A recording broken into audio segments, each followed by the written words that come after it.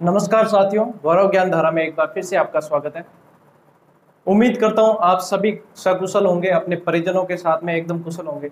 यह जैसा दौर चल रहा है साथियों, इसे बिल्कुल भी हल्के में न लें।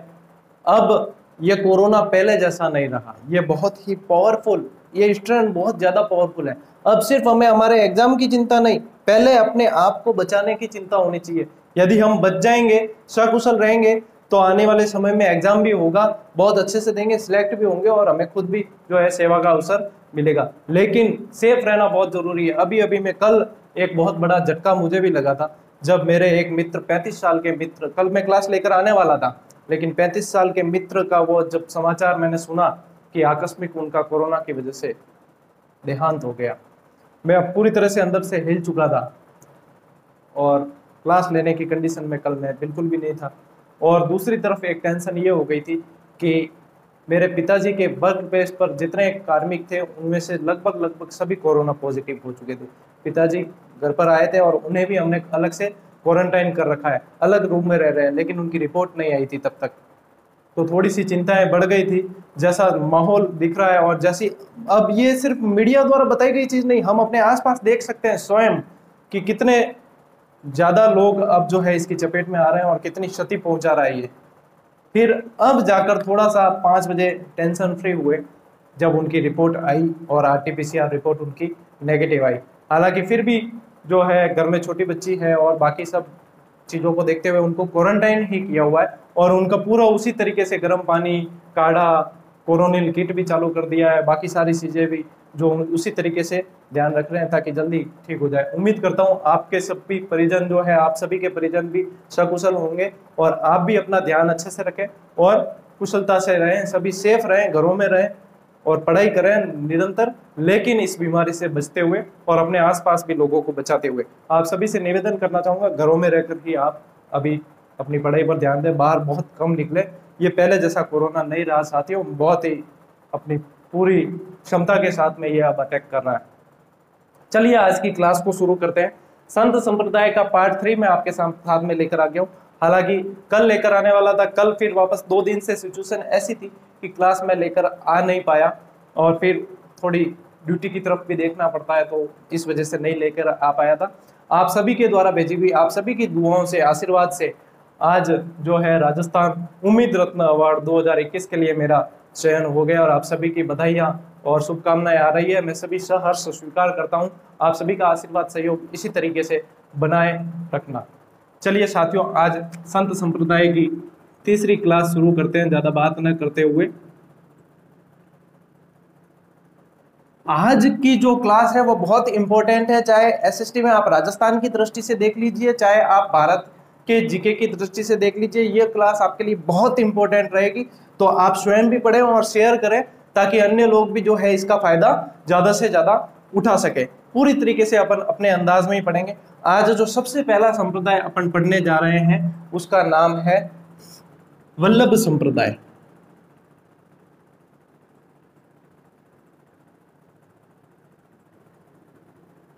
वल्लभ संप्रदाय, कुछ भी नहीं करना है। मैं आपको ये बिल्कुल विश्वास दिला सकता हूं कि प्रश्न देख लेना यहीं से आएगा, आपके बहुत कम चांस रहेगा जब बाहर जाएगा। हालांकि 100% कोई भी नहीं कह सकता और 100% कोई कहता है तो वह गलत है, ठीक है ना। अब देखिए वल्लभ संप्रदाय में यदि आप मेरे द्वारा दी गई ये लाइन याद रख लेंगे और इसको समझ लेंगे अच्छी तरीके से, तो आपका हमेशा के लिए यह स्थायी हो जाएगा। याद क्या रखना है? शुद्ध अणु वाले बाल की पुष्टि, शुद्ध अणु वाले बाल की पुष्टि श्रीनाथ जीवी, श्रीनाथ जी कह दो और श्रीनाथ जीवी करना है। शुद्ध अणु वाले बाल की पुष्टि श्रीनाथ जीवी ने हवेली में की, यह चीज याद रखनी है। शुद्ध अणु वाले बाल की पुष्टि श्रीनाथ जीवी ने हवेली में की। जिसने ये लाइन याद कर ली उसे समझ लीजिए कि ये पूरा ही याद है। चलिए समझते हैं इसको। शुद्ध क्या क्या लिखा आपने? शुद्ध अणु वाले बाल, ठीक है, की पुष्टि श्रीनाथ जीवी ने हवेली में की। चलिए समझते हैं इसको, ठीक है। शुद्ध अणु वाले यहां से आ जाएगा आपके, यानी कि यह जो संप्रदाय था यह शुद्धाद्वैतवाद भी कहलाता था। शुद्धाद्वैतवाद भी कहा जाता है इसको। अणु से आ जाएगा आपने, इन्होंने एक ग्रंथ की रचना की जिसे कहा जाता है अणुभाष्य। अणुभाष्य सिद्धांत की रचना किसने की? इन्होंने की। वाले यानी कि वल्लभाचार्य। वल्लभाचार्य कौन थे? इसके इस संप्रदाय के संस्थापक थे वल्लभाचार्य। किसने? इन्होंने अणुभाष्य ग्रंथ की रचना की। बाल यानी कि ये श्री कृष्ण के बाल स्वरूप को पूजते थे।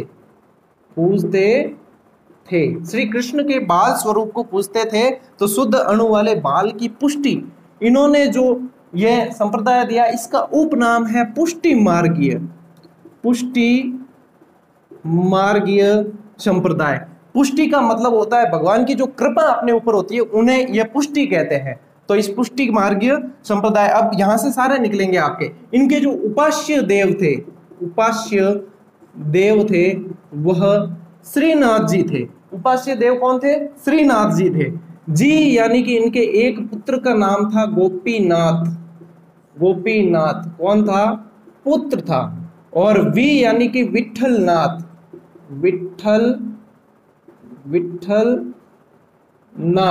विठलनाथ भी कौन थे? इनके पुत्र थे, ठीक है। हवेली, ये इस संप्रदाय के लोग मंदिर को हवेली कहते हैं। तभी तो आपने सुना होगा कि हवेली संगीत कहाँ का प्रसिद्ध है? हवेली संगीत नाथ द्वारा का प्रसिद्ध है। इनकी जो प्रधान पीठ है, ये श्रीनाथ आ गया, इसी से यहां से निकलेगा। इनकी जो प्रधान पीठ है वह नाथ द्वारा के अंदर है। तो देख लीजिए, अब इसको शुद्ध अणु वाले बाल की पुष्टि श्रीनाथ जी ने हवेली में की। याद हो जाए, ज्यादा टाइम लगे कोनी में, ठीक है। शुद्ध यानी शुद्धाद्वैतवाद कहते हैं। अणु से अणुभाष्य सिद्धांत की रचना वल्लभाचार्य ने की। वाले यानी कि वल्लभाचार्य इसके संस्थापक थे। बाल यानी कि बाल कृष्ण रूप को ये पूजते थे कृष्ण भगवान के। पुष्टि यानी भगवान की जो कृपा होती थी वो पुष्टि कहलाती थी, और पुष्टि मार्गीय सिद्धांत दिया। श्रीनाथ जी तो थे इनके उपास्य देव थे। नाथ द्वारा में इनकी प्रधान पीठ है। जी यानी गोपीनाथ इनके पुत्र थे। वी यानी विठलनाथ इनके दूसरे पुत्र थे। और हवेली यानी कि मंदिर को ये हवेली कहते थे। मोस्ट ऑफ प्रश्न यहीं से बनते हैं वल्लभ संप्रदाय के अंदर, आपके यहीं से बनते हैं। राजस्थान में इनकी प्रधान पीठ यहाँ पे। चलिए और जानकारी देते हैं इसके अंदर आपको। इनका जो जन्म था वह चंपारण बिहार के अंदर हुआ।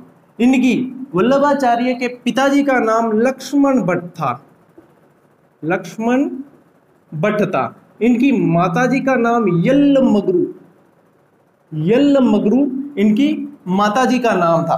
कई जना के गुरुजी आप जो है लिंक नहीं करते हो क्लास। एक और टीचर का मुझे नाम बताया कि आप उनकी तरह लिंक नहीं करते हो। देखो लिंक ऐसा है कि लिंक करनी चाहो नहीं, मैं फुल लिंक कर दूं, क्योंकि मेरा तो मेन चीज यही रहता है, ट्रिक्स और डिस्कशन।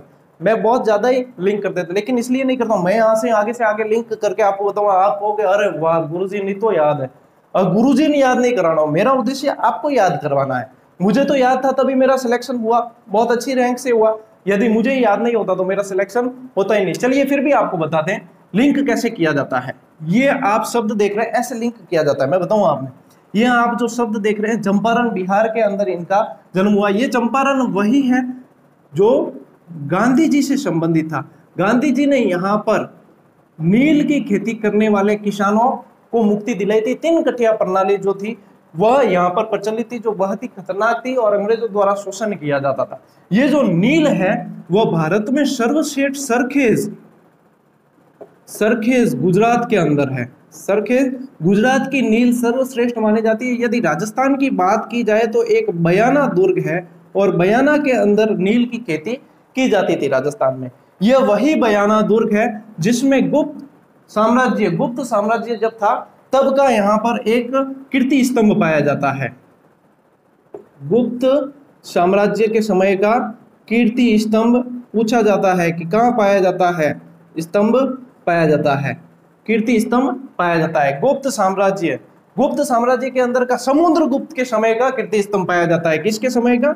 समुद्रगुप्त के समय का, समुद्रगुप्त के समय का कीर्ति स्तंभ पाया जाता है। यह वही समुद्रगुप्त है जिसे V.A. स्मिथ ने, किसने? V.A. स्मिथ ने भारत का नेपोलियन कहा। क्या कहा? नेपोलियन, भारत का नेपोलियन कहा। और इस नेपोलियन का एक घोड़ा था, वह बहुत ही प्रसिद्ध था। कौन सा घोड़ा प्रसिद्ध था? इसके घोड़े का नाम था मारेंगो, मारेंगो इसके घोड़े का नाम था। यदि घोड़े की बात की जाए तो एक घोड़ों से रिलेटेड पूरा मैंने टॉपिक बनाया हुआ है, प्लेलिस्ट में जाकर देख लेना, उसमें सभी के घोड़े मैंने आपको बताए हैं। राजस्थान में जितने पूछे जाते हैं सभी के घोड़े मैंने आपको बता दिए। ये इस तरीके से चलती है लिंकिंग की प्रोसेस, और ये बहुत ही अच्छा रहता है। यदि आपकी तैयारी अच्छी चल रही तो आप इसको इस तरीके से लिंक करते हुए पढ़ सकते हैं, डिस्कशन में बहुत ज्यादा काम आती है। लेकिन मैं इसलिए इस पर नहीं जाता हूं क्योंकि अपन मुद्दे से भटक जाते हैं, और ये अभी क्या है समय, अभी अपन को सिलेबस पकड़ के चलना है। मैं तो पूरा ही आपको इस तरीके से करवा दूं, लेकिन यह मेरे लिए तो काफी लाभदायक है, लेकिन आपके लिए लाभदायक नहीं होगा। इसीलिए वो साथी जो कहते थे ना कि सर आप लिंक क्यों नहीं करते हैं, तो लिंक यूं नहीं कर पाया कि अपन ध्यान है, बाकी अपन, मेरा उद्देश्य तो भाई आपको अच्छे से याद करवाना है। जो आपको याद करने की चीज है वह ये है, और ये चीज मैंने आपको दे दी है। चलिए यहाँ पे आ जाते हैं वापस अपन लौट कर वल्लभाचार्य के ऊपर। तो वल्लभाचार्य के दो पुत्र बताए मैंने आपको, गोपीनाथ और विठलनाथ, गोपीनाथ और विठलनाथ। ये जो विठलनाथ जी है, इन्होंने अष्टछाप मंडली की स्थापना की। ये याद रखना है आपको, अष्टछाप मंडली की स्थापना की। ये पूछा जाता है अष्टछाप मंडली की स्थापना किसने की? किसने की? विठलनाथ जी ने की। जिसका जो है प्रमुख मंत्र जो अपन कह सकते हैं वह क्या है? श्री कृष्णम शरणम ममम, श्री कृष्णम शरणम ममम, शरणम ममम। अपन भजन भी सुनते हैं, श्री कृष्णम शरणम ममम, ये वाला भजन भी सुनते हैं अपन। तो अष्टछाप मंडली की स्थापना इन्होंने की। चलिए और चीजें बताता हूं मैं, थोड़ा सा बोर्ड को साफ करने की जरूरत पड़ रही है, थोड़ा सा साफ कर लेते, फिर मैं आपको इससे रिलेटेड और चीज बताता हूं। ये जो वल्लभाचार्य जी थे, इन्होंने, वल्लभाचार्य जी ने गोवर्धन पर्वत से लाकर एक मूर्ति श्रीनाथ जी की, कृष्ण भगवान की, गोवर्धन पर्वत से लाकर, गोवर्धन पर्वत से लाकर वृंदावन के अंदर, वृंदावन के अंदर श्री कृष्ण जी की, श्रीनाथ जी की मूर्ति को स्थापित किया। एक 1669 के अंदर, 1669 के अंदर एक इलाहाबाद घोषणा हुई जो औरंगजेब द्वारा की गई, और जितने भी मंदिर बनवाए थे वह मंदिर तोड़ने की घोषणा औरंगजेब द्वारा की गई। तो जब ये मंदिर तोड़े जा रहे थे तो इसमें से एक तो दामोदर जी,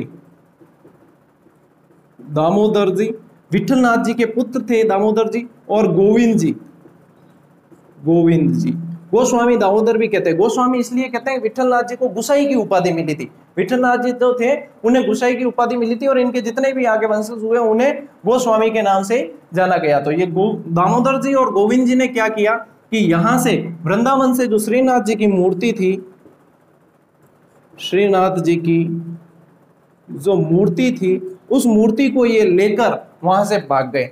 वहां से भागे और घूमते रहे, भटकते भटकते भटकते राजस्थान में भी कई जगह रुके, और भटकते भटकते राजस्थान में पहुंचे ये जोधपुर। कहाँ पहुंचे? जोधपुर। पूरी स्टोरी बता रहा हूँ। जोधपुर पहुंचे। पहले सीधे श्रीनाथ जी नहीं पहुंचे थे, नाथ द्वारा नहीं पहुंचे थे, ये पहुंचे कहां पर? जोधपुर पहुंचे। जोधपुर में पहुंचकर ये चौपासनी में, जोधपुर के चौपासनी में एक स्थान है जिसका नाम है कदम खंडी।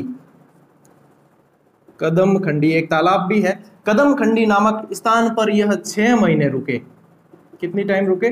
6 माह ये कदम खंडी नामक तालाब पर, स्थान पर रुके यहाँ पर, और देखने लगे कि भाई कौन है जो इस मूर्ति की सुरक्षा कर सकता है। फिर यहाँ पर क्या किया, ये जो गोपीनाथ जी मैंने बताए थे, विठलनाथ जी के भाई थे गोपीनाथ जी, इन गोपीनाथ जी ने क्या किया, जो दामोदर जी के चाचा थे, काका थे, तो गोपीनाथ जी ने क्या किया कि देखा कि ऐसा कौन सा शासक है जो संरक्षण प्रदान कर सकता है। तो मेवाड़ वंश आपको पता है कि ऐसी चीजों में हमेशा अग्रणी रहा है और बहुत ही यशस्वी इतिहास रहा है। तो उस समय मेवाड़ के शासक थे महाराणा राज सिंह। कौन थे? राज सिंह, महाराणा राज सिंह शासन थे। इन्होंने गोपीनाथ जी ने जाकर राज सिंह जी से बात की, क्या भैया एड़ी एड़ी बात है महाराज शाह, अब आप रही हाथ में है, आप ही कुछ कर सकते हैं कि क्या किया जाए बताइए। तो महाराणा अपनी जैसी उनका वंश था वैसा ही उन्होंने बात कही। उन्होंने कहा कि यदि ऐसी बात है तो मैं अपने 1 लाख वीर हिंदू जवानों के सिर कटवा सकता हूं, लेकिन मैं श्रीनाथ जी की मूर्ति को मुगलों द्वारा छूने भी नहीं दूंगा। और यह वादा उनको किया गया। तब जाकर जो है इन्होंने ये मूर्ति लेकर चले गए। एक गांव था जिसका नाम था सिंघाड़, सिंघाड़ नामक गांव में चले गए और फरवरी 1672 में सिंघाड़ में श्रीनाथ जी की मूर्ति को स्थापित किया गया, जो बाद में नाथ द्वारा कहलाया। नाथ यानी भगवान, और इनके जो मंदिर होते थे, जो स्थान होते थे, वो द्वारा कहलाते थे, तो नाथ द्वारा कहलाया और श्रीनाथ जी की मूर्ति को वहां पर स्थापित कर दिया। इस तरीके से ये जो है इस पीठ की स्थापना हुई थी। ये स्टोरी इनके पीछे पूरी थी। अब देखिए इनके जो विठलनाथ जी थे, इन विठलनाथ जी के 7 पुत्र हुए। विठलनाथ जी के 7 पुत्र हुए और 7 पुत्रों के लिए अलग अलग इन्होंने क्या है पूजन स्थल बनवाए, अलग अलग पूजन स्थल बनवाए। मेन ब्रांच अलग होती है और मुख्य ब्रांच और फिर जो हेल्पिंग ब्रांचें होती है, अलग अलग फ्रेंचाइजी होती है ना, वैसे ही यहाँ पर भी फ्रेंचाइजी चालू की। तो विठलनाथ जी ने इनके जो पुत्र थे उनके लिए 7 स्थान बनवाए, वो इस प्रकार थे। इन्हें देखते हैं अपन। एक तो था वह मथुरेश जी, मथुरेश जी। एक था विठलनाथ जी, विठलनाथ जी। एक था द्वारकाधीश जी, द्वारकाधीश जी। एक था गोकुल चंद्र जी, गोकुल चंद्र जी। एक था गोकुलनाथ जी, गोकुलनाथ जी। एक था छठा आपके बाल कृष्ण जी, ठीक है, एक बाल कृष्ण जी। एक 7वां और है आपके, मैं बता दूं आपको, 7वां हाँ मदन मोहन जी, मदन मोहन जी। इसमें से आपको स्थान पूछे जाते हैं कि इनके यहाँ पर कहाँ है मंदिर, कहाँ कहाँ है, यह स्थान पूछे जाते हैं। तो ये मथुरेश जी जो है वह कोटा के अंदर है, ये ध्यान से याद कर लेना एकदम। मथुरेश जी कहाँ है, कोटा के अंदर है। श्री विठलनाथ जी जो है वह नाथ द्वारा के अंदर है। कहाँ है, नाथ द्वारा के अंदर। द्वारकाधीश जी जो है कांकरोली के अंदर है, कांकरोली, ये वही कांकरोली है जहां पर टायर, अपने टायर ट्यूब उद्योग कारखाना राजस्थान का पूछा जाता है। आपको ऐसे याद नहीं रहता, आपने एक गीत सुना होगा, कांटा लगा, कांटा लगा हाय रे बंगले के पीछे मेरी बेरी के नीचे मैं क्या करा, वो एड कोई गीत है नहीं, कांटा लगा। तो कांटा, कांटा यूं याद करो, यानी कि कांकरोली के अंदर टायर ट्यूब का कारखाना है, ऐसे याद कर लेना। गोकुल चंद्र जी जो है वो कामा भरतपुर के अंदर है। कामा भरतपुर एक मेला लगता है प्रसिद्ध, कमेंट करके बताएं कि यहाँ पर कौन सा मेला लगता है। ये च है ना, ये सी, और कामा को भी अपन सी से याद कर सकते हैं, इस तरीके से याद रखें। गोकुल चंद्र जी आपके कहाँ है, कामा के अंदर है। गोकुलनाथ जी जो है वह वृंदावन के अंदर नहीं, गोकुल के अंदर, गोकुल के अंदर ही है, गोकुल के अंदर यूपी में, ठीक है। गोकुलनाथ जी गोकुल के अंदर ही है। बाल कृष्ण जी जो है वह सूरत गुजरात के अंदर है, सूरत गुजरात के अंदर। और मदन मोहन जी जो है वह करौली के अंदर है। इस तरीके से आपको 7 पीठें इनकी ध्यान में रखनी है। मथुरेश जी, मौका याद रख सकते हो, मौका मिला, ठीक है ना, म और मौका मिला, कोटा के अंदर है। विठलनाथ जी नाथ द्वारा के अंदर है, इसको याद रखें। द्वारकाधीश जी कांकरोली के अंदर है, और कांकरोली में एक टायर ट्यूब उद्योग का कारखाना भी स्थापित किया गया। गोकुल चंद्र जी आपके कामा भरतपुर के अंदर है। गोकुलनाथ जी गोकुल के अंदर ही है। बाल कृष्ण जी जो है वह सूरत के अंदर, बाल कृष्ण की सूरत मोहे प्यारी बहुत लागे, तो बाल कृष्ण जी सूरत के अंदर है। मदन मोहन जी करौली के अंदर है। इस तरीके से आपको याद करना पड़ेगा। चलिए, यह है वल्लभ संप्रदाय। लगभग मैंने कोशिश किया कि पूरा ही वल्लभ संप्रदाय आपको बता सकूं और इसमें से सवाल बाहर नहीं जाए। फिर भी कुछ चीजें रही होगी जो हो सकता है या रीड के लेवल के नहीं हो, आरएस के लेवल की क्लास चलेगी तो इससे भी बहुत ज्यादा गहराई में चलेंगे। फिर तो वहां पर वल्लभ नाथ इनकी जो है सारे पढ़ेंगे। 1977 में इनके डाक टिकट जारी हुआ, पंच श्लोकी, षोडश संग्रह, और अपने सुबोधिनी टीका वगैरह इनकी पुस्तकें बहुत सारी, ये सारी चीजें जो है उसके अंदर बहुत है। अभी तो डिटेल खूब है, ये तो मैं आपको इस लेवल की डिटेल ही बता रहा हूं जो आपको पढ़नी है, ठीक है ना। चलिए अब अगले संप्रदाय की तरफ चलते हैं अपन, ये तो याद आराम से हो जाएगा, ठीक है। शेयर करते रहना, बार बार कहना पड़ता है आपको कि शेयर करें बेटा, एक ही नहीं मन ध्यान है नहीं। और तो भाई ठीक है कि यूट्यूब वाले भी प्रमोट करते हैं वीडियो जिको, ठीक है, बाकी थे शेयर करो, बहुत कंजूसी करो, हाल मेन रिपोर्ट आ जाए मेरे यूट्यूब स्टूडियो में, रिपोर्ट आ जाए करे कि कौन कौन शेयर करिया। कमेंट करने से पहले शेयर कर दिया करो, उसके बाद में कमेंट करो, मजा आएगा। चलिए अब अपन चलते हैं गौड़ीय संप्रदाय। एक आपने नाम सुना हो सिद्ध पुरुष का, माधवाचार्य जी। माधवाचार्य जी ने जो स्थापना की वह था द्वैतवाद था। माधवाचार्य जी द्वारा जो स्थापना की गई वह क्या था? द्वैतवाद था। इस द्वैतवाद को माधवाचार्य जी के ही एक शिष्य जिनका नाम था गौड़ स्वामी, इन्होंने बहुत ज्यादा प्रसिद्धि दिलाई। तो उसका नाम फिर बाद में क्या कर दिया? गौड़ीय संप्रदाय कर दिया गया। गौड़ीय संप्रदाय कर दिया गया। अब गौड़ीय संप्रदाय किया, इस गौड़ीय संप्रदाय को ही एक शिष्य थे जिनका नाम था चैतन्य महाप्रभु। क्या नाम था? चैतन्य महाप्रभु, जिनको कहते हैं गौरांग महाप्रभु भी कहते हैं। क्यों कहते हैं वह चीज मैं बताऊंगा आपको। चैतन्य महाप्रभु ने इसका अलग रूप देकर जो है, चैतन्य महाप्रभु ने इनको प्रसिद्धि दिलाई। तब से ये जो है क्या कहलाने लगा? गौड़ीय संप्रदाय के प्रवर्तक चैतन्य महाप्रभु को कहने लगे।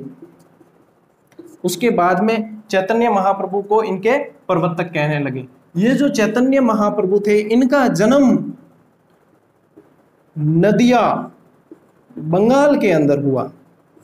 नदिया बंगाल के अंदर सबसे पहले वहीं पर इन्होंने जो है प्रचार प्रसार शुरू किया। उसके बाद में धीरे धीरे जो है यहाँ पर, यदि गौड़ीय संप्रदाय को मैं ऐसे लिखना चाहूं, गॉड यानी कि भगवान और गौड़ीय संप्रदाय, और इस गौड़ीय संप्रदाय को थोड़ा सा अलग करके इसके अंदर मैं ये लगा देता हूं।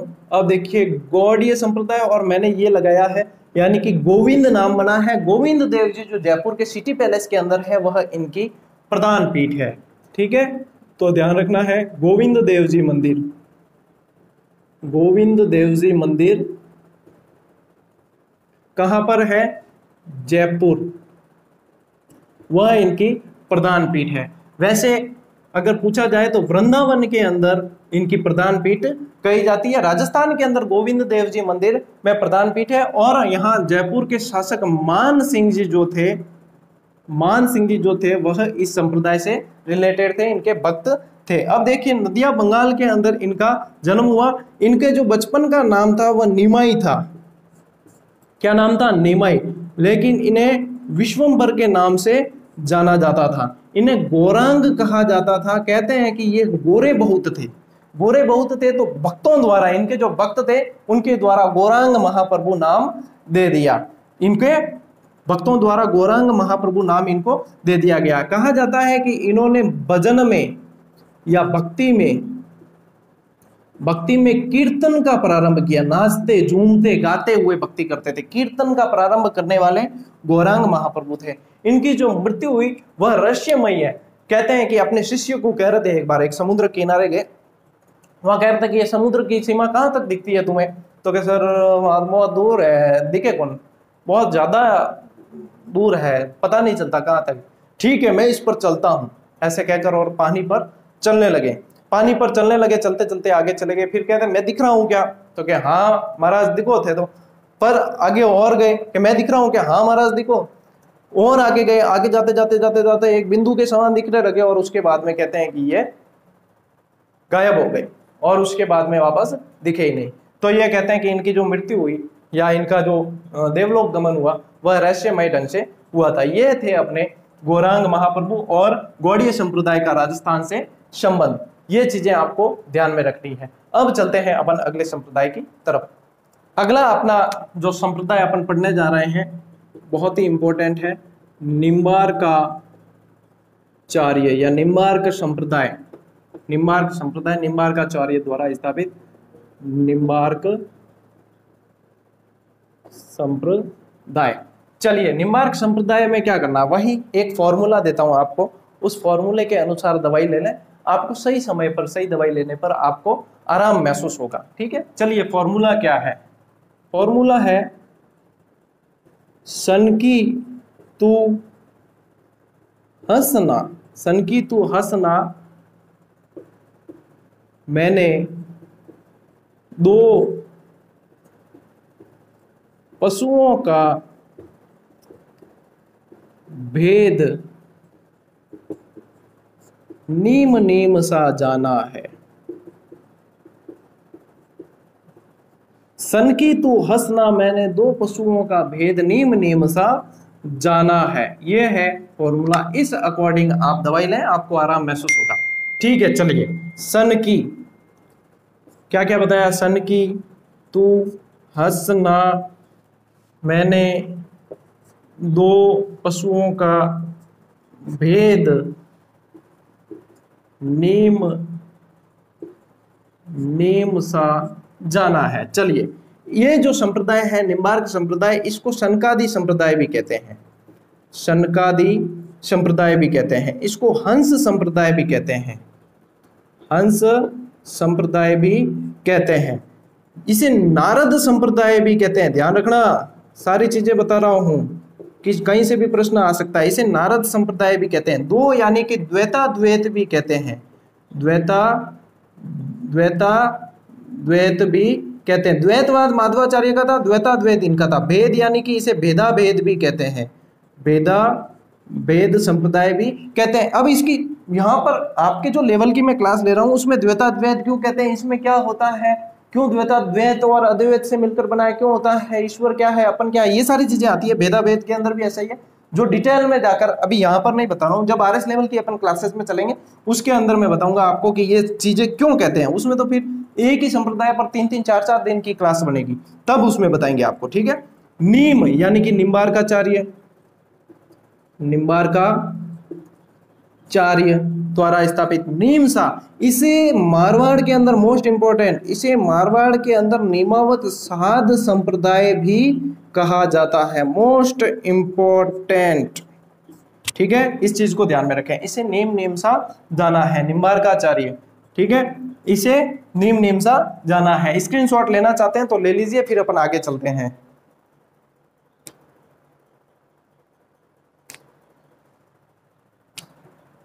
ठीक है, यहां पर ये शब्द अपना रह गया था पशुओं सा, पशुओं सा यानी कि परशुराम जी ने, परशुराम देवाचार्य नाम था, परशुराम देवाचार्य जी ने अपने राजस्थान के सलेमाबाद में, सलेमाबाद में इनकी प्रधान पीठ है, सलेमाबाद के अंदर रूपनगढ़ नदी के किनारे प्रधान पीठ है, सलेमाबाद के अंदर निम्बार्क संप्रदाय की प्रधान पीठ को स्थापित किया किसने?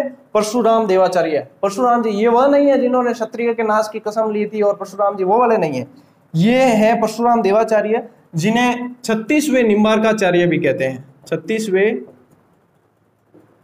निम्बार्काचार्य भी कहा जाता है। इन्होंने यहाँ पर इस पीठ की, प्रधान पीठ की, इसकी स्थापना की। और क्या है इस संप्रदाय में जानने लायक, तो और इनकी जो प्रधान पीठ राजस्थान के अलावा प्रधान पीठ कहा जाता है तो इनकी है वृंदावन के अंदर, इनकी प्रधान पीठ है, निम्बार्क संप्रदाय की प्रधान पीठ वृंदावन के अंदर रूपनगढ़ नदी के किनारे। यह कई बार पूछा गया है, रूपनगढ़ नदी के किनारे। ये रूपनगढ़ नदी जो है आपको पता हो तो सांबर झील में जाकर गिरती है। सांबर झील में 4 नदियां गिरती है, उसकी एक ट्रिक है, खारू, मेथू, खादूसा, मारवाड़ी में बनाई हुई है, क्योंकि मेथी कैसी होती है, खारी होती है, खाई यानी खादू यानी कि खाली, सा, खारू मेथू खादूसा यानी कि खारी। कौन सी नदी आई? खारी। यहां से आई रूपनगढ़, रूपनगढ़, यहां से आई मेंथा, मेंथा, ठीक है। खादू यानी कि खंडेला, खंडेला, और सा यानी कि सांभर। खारू, मेथू, खादूसा, सांभर में गिरने वाली 4 नदियां। चलिए निम्बार्क संप्रदाय आपके पूरा हो गया। यहीं से इतने ही प्रश्न निम्बार्क संप्रदाय के अंदर आपके बनते हैं, ज्यादा बार प्रश्न नहीं जाते हैं। अब चलते हैं आगे अपन, चलिए मिटा दूं। अब चलते हैं एक संप्रदाय और आज की क्लास में करा देता हूं, फिर ज्यादा लंबी हो जाएगी, थोड़ा थोड़ा टुकड़ों में पढ़ेंगे। अब तो क्या है, समय आपको बहुत मिलेगा, परिस्थितियां बिल्कुल ही विपरीत हो चुकी है। मुझे नहीं लगता कि किसी भी हालत में सरकार सही जो डेट बताई है उस डेट पर परीक्षा अब करवाने की परिस्थिति में है। अब तो सबसे ज्यादा जो बड़ी चुनौती सरकार के सामने है वह है चिकित्सा और लोगों का जीवन बचाना, उन्हें ऑक्सीजन सही समय पर उपलब्ध करवाना, उन्हें अस्पताल में बेड उपलब्ध करवाना और इस कोरोना नामक बीमारी से, भयंकर महामारी से जूझना, यह प्राथमिकता रहेगी सरकार की। क्योंकि कहते हैं ना, जान है तो जहान है, तो सबसे पहले जान बचाने की रहेगी उनकी कोशिश। चलिए अपन एक और संप्रदाय यहाँ पर पढ़ लेते हैं, जो है रामानुज संप्रदाय। रामानुज संप्रदाय, इसके जो प्रवर्तक थे वह रामानुजाचार्य थे। रामानुजाचार्य जी थे। रामानुजाचार्य जी के जो गुरुजी थे वह थे यमुनाचार्य जी। कहते हैं कि इनका जन्म आंध्र प्रदेश के एक ब्राह्मण परिवार में हुआ। ब्राह्मण परिवार में हुआ। इन्होंने जो संप्रदाय दिया वह विशिष्टाद्वैतवाद कहलाया। विशिष्टाद्वैतवाद कहलाया। इन्होंने एक ग्रंथ की रचना की जिसे श्री भाष्य कहा जाता है। श्री भाष्य सिद्धांत कहा जाता है। कहते हैं कि यह ब्रह्म सूत्र पर आधारित है। ब्रह्म सूत्र पर आधारित है श्री भाष्य। विशिष्टाद्वैतवाद, ये याद रखना है। इनके गुरुजी का नाम ये याद रखना है। ब्राह्मण परिवार में जन्म हुआ था। अब इन्होंने जो है इनके एक शिष्य थे जिनका नाम था रामानंद जी। तो इन्होंने जो है, रामानंद जी ने इस संप्रदाय का सबसे ज्यादा प्रचार प्रसार किया, तो इसे रामानंदी संप्रदाय भी कहते हैं। रामानंदी संप्रदाय भी कहते हैं। इसमें राम को उपास्य देव मानते हुए पूजा की जाती है, तो इसे रामावत संप्रदाय भी कहते हैं। रामानंद संप्रदाय भी इसे रामावत संप्रदाय, रामानंदी संप्रदाय, रामानुज संप्रदाय, ये सारे इसके नाम। विशिष्टाद्वैतवाद इसे ध्यान में रखें, ठीक है। श्री भाष्य सिद्धांत पुस्तक। चलिए, राजस्थान में जो है, इस उत्तर भारत में तो अगर कहते हैं कि सबसे ज्यादा प्रचार प्रसार किसने किया, और उत्तर भारत में सबसे पहले यदि पूछते हैं तो भी रामानंद जी है। रामानंद जी के एक शिष्य थे। अब इसमें क्या हुआ, इसकी दो शाखाएं बनी। एक बार थोड़ा सा मिटा देता हूं मैं। राजस्थान में इस संप्रदाय की दो शाखाएं हैं। राजस्थान में इस संप्रदाय की दो शाखाएं हैं। कौन कौन सी है, चलिए मैं बता देता हूं आपको। राजस्थान में इस संप्रदाय की दो शाखाएं हैं। एक तो आपके है गलता, जयपुर के अंदर। दूसरी शाखा जो है वह है रेवासा, सीकर के अंदर, ठीक है। चलिए, ये जो गलता जयपुर वाली जो शाखा है, इसकी स्थापना जो की थी, रामानंद जी के शिष्य थे एक, जिनका नाम था कृष्णदास पयोहारी। कृष्णदास पयोहारी। पयोहारी इसलिए इन्हें कहा जाता था क्योंकि ये दूध से बनी हुई चीजें ही ग्रहण करते थे, इसलिए इन्हें पयोहारी कहा जाता था। दूसरी बात कि गलता, यानी कि गलता, इसे गलता जो है, गलता जी वह गालव ऋषि द्वारा स्थापित की गई है। गालव ऋषि द्वारा स्थापित की गई है, तो इसे गलता कहते हैं। लेकिन यहाँ पर रामानुज संप्रदाय की प्रधान पीठ पूछा जाए किसके द्वारा स्थापित है, तो वह कृष्णदास पयोहारी द्वारा स्थापित है। इस गलता को जो है बंदर ज्यादा होने के कारण मंकी वैली भी कहा जाता है। इस गलता को जो है उत्तर तोताद्री भी कहा जाता है। उत्तर तोताद्री तीर्थ का जो महत्व रामानुज संप्रदाय के लिए, राजस्थान में वही महत्व गलता जी का है, इसलिए इसे उत्तर तोताद्री भी कहा जाता है। इन कृष्णदास पयोहारी जो है जयपुर राजवंश के एक शैव गुरुजी थे जिनका नाम था चतुरदास जी। चतुरदास जी, इन चतुरदास जी को इन्होंने जो है शास्त्रार्थ में पराजित किया था। तब जाकर जो है इस रामानंद संप्रदाय की और रामानुज संप्रदाय की पीठ की स्थापना यहाँ पर की गई। ये जानकारी यहाँ से आपके आती है।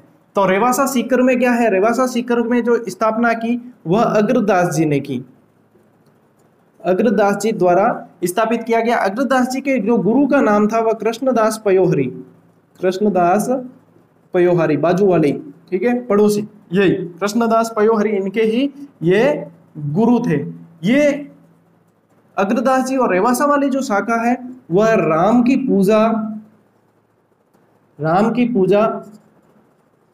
राधा कृष्ण की तरह, राधा कृष्ण की तरह माधुर्य भाव से करते थे, माधुर्य भाव से करते थे, राधा कृष्ण की तरह पूजते थे, इसलिए इसे जो है रसिक संप्रदाय भी कहा गया, रसिक संप्रदाय भी कहा गया। दैट्स ऑल, यहीं से प्रश्न बनते हैं, इसके बाहर नहीं जाता। ज्यादातर तो यही जानते हैं कि इनकी दो शाखा है, फिर मैंने आपको बता दिया अग्रदास जी, कृष्णदास पयोहरी, इनके गुरु ये थे, राम की पूजा करते थे, राधा कृष्ण की तरह करते, इसलिए रसिक संप्रदाय कहा गया। और यहाँ पर ये है, ये आपके रामानुज संप्रदाय पूरा हुआ। आज अपन ने पढ़ लिए, देख लो 4 संप्रदाय पढ़े, अच्छे से देख लेना, अच्छे से नोट कर लेना, ये सारी चीजें ऑथेंटिक है और सभी बुक्स का जो ऑथेंटिक बुक्स है उनका निचोड़ जो है वो आपके सामने मैं लाकर प्रस्तुत कर रहा हूं। अब इसे कौन ग्रहण कर पाता, ये तो अमृत है, कौन, अमृत हर किसी के हजम नहीं होता है, ठीक है ना, तो ये अमृत है। अब इस अमृत को हजम करने की क्षमता जिसके अंदर होगी वह स्वर्ग में स्थान प्राप्त करेगा, और जिसके अंदर नहीं होगी वो उल्टी करके निकाल देगा, है ना। तो ऐसी बात है, तो इसे आप पढ़ लेना अच्छी तरीके से। उम्मीद करता हूं कि आप सभी अपने घरों में सकुशल रहेंगे, और मैं निवेदन भी करना चाहूंगा आपसे कि घरों के अंदर ही रहें, अपने जो भी घर के पेरेंट्स हैं, परिजन हैं, उनका ध्यान रखें, छोटे बच्चों का स्पेशली ध्यान रखें, और जो वृद्ध या बुजुर्ग है घर के उनका भी स्पेशली ध्यान रखें। और ऐसे ही निरंतर मैं प्रयास करता रहूंगा, हालांकि ड्यूटी है, बहुत सारी जिम्मेदारियां हैं, ड्यूटी है, लगी हुई है कोरोना में, फिर भी जो है कोशिश करता हूं कि आपके साथ भी मैं जुड़ा रहूं। अपना स्नेह प्रेम ऐसे ही बना के रखें, और चैनल को शेयर जरूर करें। हाँ, एक महत्वपूर्ण चीज, हाँ याद आ गई, अच्छा हुआ, हिंदी के लिए बहुत सारे कमेंट आपके मेरे पास में आ रहे हैं कि सर हिंदी की क्लासेस लीजिए, शिक्षण विधि करवाइए हिंदी की, और इस तरीके से। तो मेरे एक मित्र हैं जिनका नाम है नरेंद्र दान जी, क्या नाम है, नरेंद्र दान चारण, स्पेशली हिंदी के ही हैं, उदयपुर में वरिष्ठ अध्यापक के रूप में पोस्टेड हैं, और मेरी ही तरह ये भी ऑनलाइन निःशुल्क क्लासेस ले रहे हैं, जो सिर्फ हिंदी की ले रहे हैं। और शिक्षण विधि की मैंने इनकी 1-2 क्लास देखी, बहुत ही अच्छी तरीके से समझाया है, और बहुत अच्छी पकड़ है इनकी हिंदी पर। जब पकड़ है तभी तो वरिष्ठ अध्यापक हिंदी से लगे हुए हैं। तो आप इस चीज को नरेंद्र दान जी के टेलीग्राम से भी जोड़ सकते हैं, और यूट्यूब चैनल पे आप जाकर हिंदी की क्लासेस, हो सकता है कि मैं जीके और इतनी सारी ले रहा हूं, मेरी बात चल रही है हालांकि अर्जुन सिंह जी चारण साहब से कि वो आकर अपने चैनल पर भी हिंदी की क्लासेस लेंगे, लेकिन पता नहीं उसमें समय लग जाए, तो आप नरेंद्र दान जी को जरूर देखें, वह शिक्षण विधियां करवा रहे हैं, बहुत अच्छे से टेस्ट सीरीज भी चला रहे हैं, तो आप इन्हें देख लें, आपकी हिंदी से संबंधित समस्याएं आपकी सॉल्व हो जाएगी। नरेंद्र दान जी को देख लें, हिंदी के संबंधित आप उनको देख सकते हैं, ठीक है। और आप सभी अपने चैनल को भी शेयर और सब्सक्राइब जरूर करें। मिलते हैं अगली क्लास में साथियों, तब तक के लिए राम राम, जय हिंद।